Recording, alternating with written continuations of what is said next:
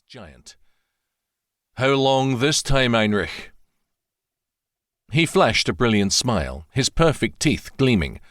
"Master Ian arrived early," he said in a heavy German accent.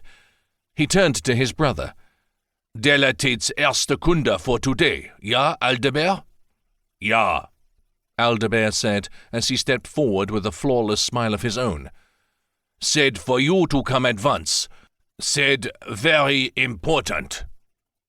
After several fetchings of Ian, Alasdair had learned more German than he had ever thought to encounter in Scotland. Erste Kunde meant Ian was Delegate's first client or customer of the day, and Ja was German for yes.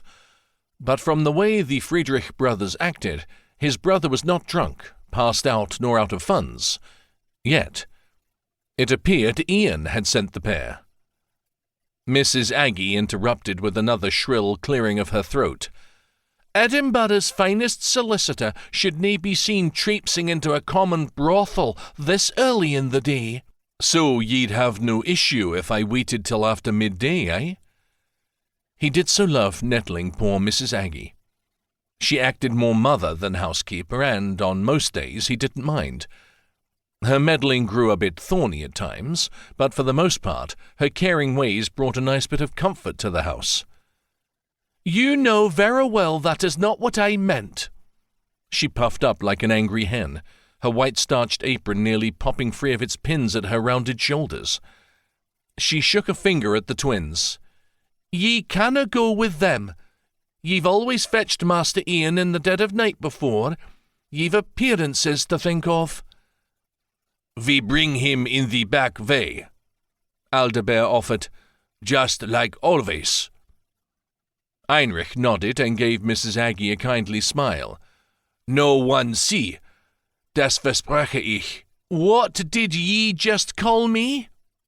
The sputtering woman stomped closer to Heinrich, with fists trembling, as though ready for a fight. Heinrich held up both hands and shook his head faster. "Nein, nein!" He frowned down at the furious housekeeper for a moment, then brightened with a smile meant to charm.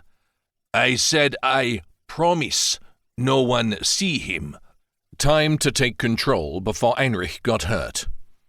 Alasdair edged his way around Mrs. Aggie. "We'll exit the gardens by the back gate and go through the alleyway, eh?"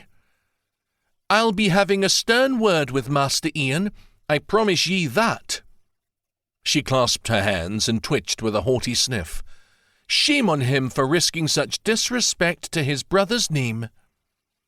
Deciding it best not to comment, Alasdair gave the housekeeper a kindly nod, then herded the Friedrich brothers out the door ahead of him.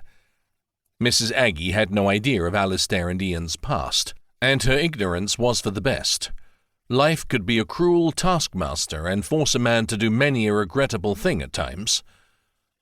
"What is so important, Heinrich? Why did Master Ian send for me?" Alasdair took the lead as they wound their way through the private gardens at the rear of the manor. In all the months since Ian had discovered Chateau Delatate, this was the first time he had sent for Alasdair. Always before he'd been too drunk. Heinrich just shook his head and increased the length of his stride. They rounded the final hedgerow and exited the gardens.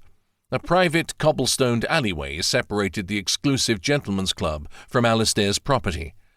Little he had known when he'd purchased the land that it abutted the morally questionable establishment. It mattered not, though. It made fetching Ian easier.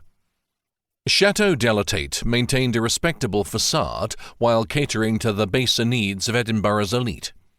According to Ian, the upper-class brothel also serviced several visitors from London's royal court on a regular basis. The pair ushered Alasdair toward the steps leading up to the first floor's back entrance, rather than the servant entrance at the cellar level. Heinrich held the door open and stepped back. "Master Ian waits in Madame Georgiana's parlour." So, Ian had fully endeared himself to the indomitable French businesswoman. Madame Georgiana's most experienced harlot and longtime business partner, Fanny McGraw, had succumbed to Ian's charms on his first visit to the establishment. It had taken his brother a little longer to soften Madame Georgiana. Alasdair snorted out a laugh. Ian had always possessed